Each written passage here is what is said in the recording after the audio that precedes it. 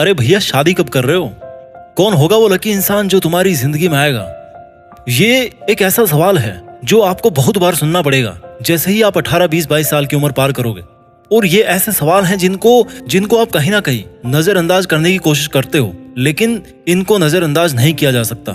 सबसे बड़ा सवाल है जो हर वो इंसान जानना चाहता है जो इस उम्र को पार कर चुका है और जिसने अभी तक शादी नहीं करी है, कि वो सही जीवन साथी कैसे चुने। अगर आप ये वीडियो देख रहे हैं तो मैं दावे से कह सकता हूँ कि आप भी जानना चाहते होंगे कि आखिर कैसे आप अपने लिए सही जीवन साथी चुन सकते हैं। तो आज मैं आपके साथ कुछ ऐसे ही टिप्स और पॉइंट शेयर करने वाला हूँ जिनको समझ करके आप अपने लिए एक सही जीवन साथी चुन सकते हैं। देखिए, वैसे तो जीवन साथी चुनना जितना आसान दिखता है ना, उतना एक्चुअल में है नहीं। स्पेशली कुछ लोगों के लिए तो नहीं होगा, और खास करके जो ऑनलाइन वेबसाइट्स है, जो मैट्रिमोनियल वेबसाइट्स हैं, उन पर प्रोफाइल्स बनाना बहुत आसान है, लेकिन प्रैक्टिकली लाइफ पार्टनर को चूज करना is not easy task for majority of youth. हमारे कंट्री में इस सवाल का जवाब पाना और भी ज्यादा जरूरी हो जाता है, क्योंकि जैसा कि हम सब जानते हैं, एक इंडियन फैमिली में डाइवोर्स कोई कॉमन चीज नहीं है।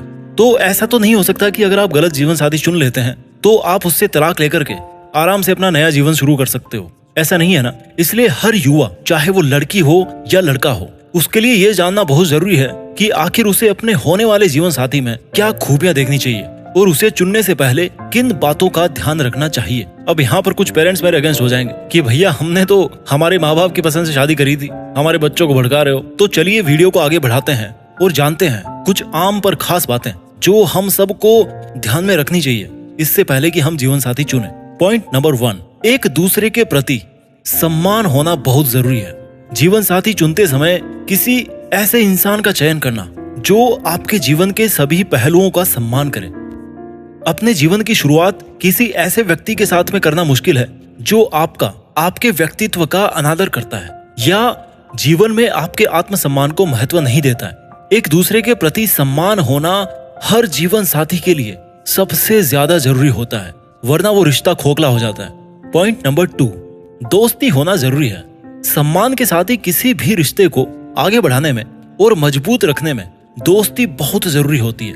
दोस्ती होने से आप खुलकर उस इंसान से बात कर सकते हैं, किसी भी समस्या या फीलिंग को शेयर कर सकते हैं, जैसे हम अपने दोस्तों के साथ में करते हैं। महान मित्रता इस बात का आधार प्रदान करती है कि प्रेम क्या होना चाहिए। इसलिए इससे पहले कि वो इंसान आपका जीवन साथी बने, आप अपने आप से एक सवाल पूछिए कि क्या वो आपका एक अच्छा दोस्त बन सकता है या बन सकती है।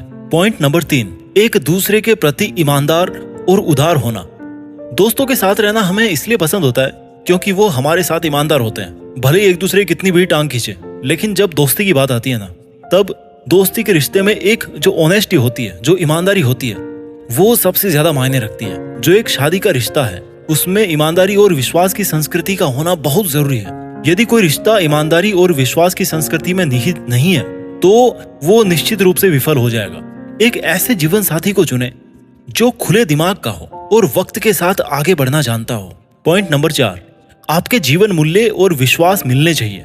भैया, 36 गुण मिले या ना मिले, कम से कम आपकी लाइफ में जो वैल्यूज है, जिन चीज की आप कदर करते हो, जो आपके बिलीव्स हैं, एटलीस्ट वो तो मैच होने चाहिए। हर इंसान के जीवन को लेकर कुछ विश्वास होते हैं, कुछ मूल्य होते हैं, और अगर आपके और आपके जीवन साथी के अगर एक दूसरे से अलग हैं तो ऐसे रिश्ते की नींव ही मजबूत नहीं हो सकती। उदाहरण के लिए, अगर आप शादी के बाद में जॉब नहीं करना चाहते या जॉब करना चाहते हैं, लेकिन आपका जीवन साथी इसका उल्टा मानता है, उसकी थॉट्स अलग हैं, उसके वैल्यूज अलग हैं, तो फिर आगे बड़ी दिक्कत होने वाली है। ऐसे समय पर रिश्ते को आगे बढ़ाना मुश्किल हो सकता है। तो बेहतर यही होगा कि आपका जो जीवन साथी है वो भी आपकी तरह ही सोचे, आपकी तरह ही उसके भी जीवन के मूल्य हों।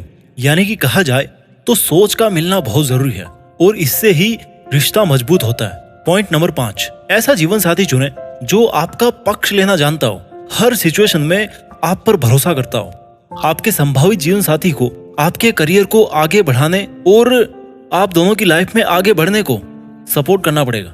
एक दूसरे के ऊपर भरोसा करना पड़ेगा, जो हर कंडीशन में आपका सपोर्ट करता हो, आपका पक्ष लेता हो, आप पर बिलीव करता हो। एक व्यक्ति जो आपके साथ में लॉन्ग टर्म में रहना चाहता है, वो जीवन में आपकी महत्वाकांक्षाओं और लक्ष्यों के लिए वास्तव में समर्थन करता है। पॉइंट नंबर 6, रिश्ते को कितना टाइम दे सकता है वो या दे सकती है वो। शादी के लिए सही साथी चुनते वक्त एक ऐसे इंसान का चयन करना बहुत जरूरी होता है जो आपके लिए टाइम निकाले और आपकी जरूरतों के लिए केयरफुल रहे, उनकी कदर करें।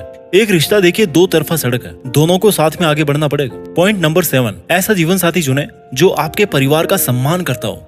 देखिए अपना जो इंडियन फैमिलीज का जो कल्चर है वो एक बहुत अच्छा कल्चर है। इसमें परिवार का हर सदस्य महत्वपूर्ण होता है। इसलिए अगर आपका जीवन साथी आपके परिवार के सदस्यों का सम्मान नहीं कर सकता तो हो सकता है वो शायद आपकी फैमिली के लिए या आपके लिए सही ना हो। आपका परिवार हमेशा आपके जीवन में एक प्रमुख हिस्सा रहेगा, क्योंकि उस इंसान के आने से पहले भी आपके लिए आपकी फैमिली सब कुछ थी। आप भी अपनी फैमिली के लिए बहुत कुछ हो। तो ऑनेस्टली कहूँ तो अगर आपके लाइफ पार्टनर की वजह से आपके परिवार में दिक्कत होने वाली है तो हो सकता है आपका ओपिनियन क्या हो, मेरे हिसाब से तो नो रहेगा। और अगेन ये मेरा ओपिनियन है, मैं इसको किसी पर थोप नहीं रहा हूँ। पॉइंट नंबर 8, जीवन साथी जो आपको समझ सके।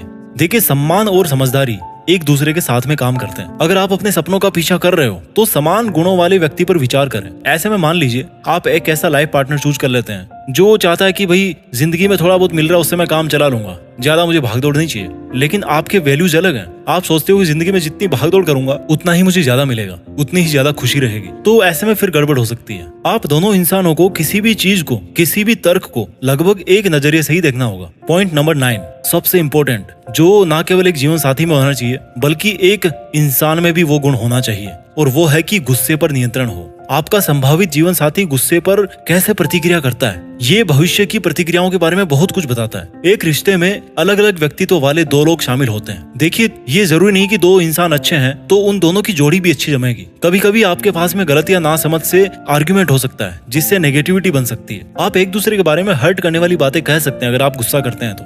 यदि आपका भावी जीवन साथी गुस्से को अच्छी तरह से नहीं संभाल सकता है तो things can get worse.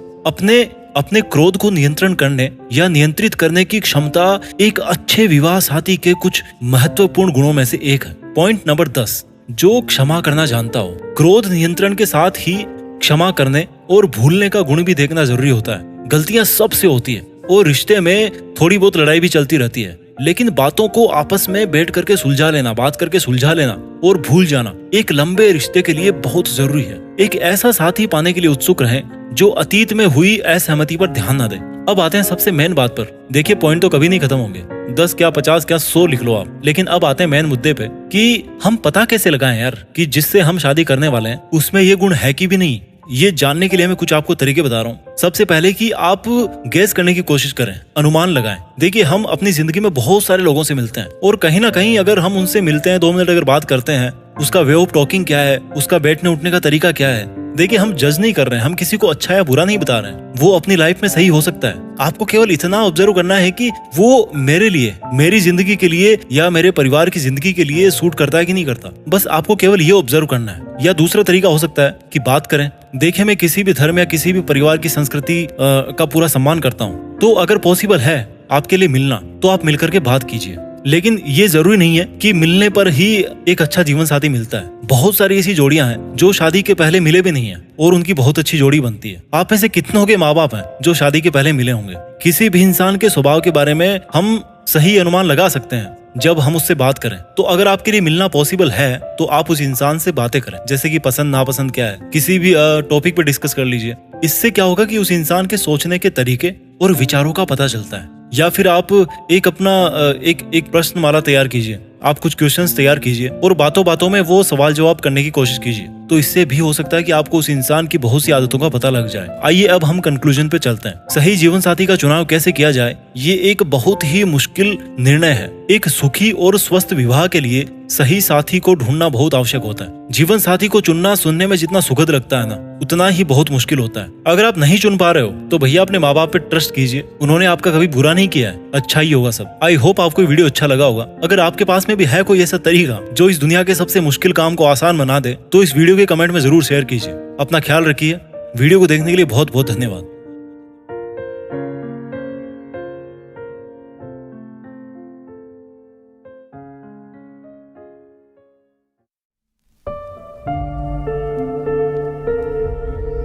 Jeet fix.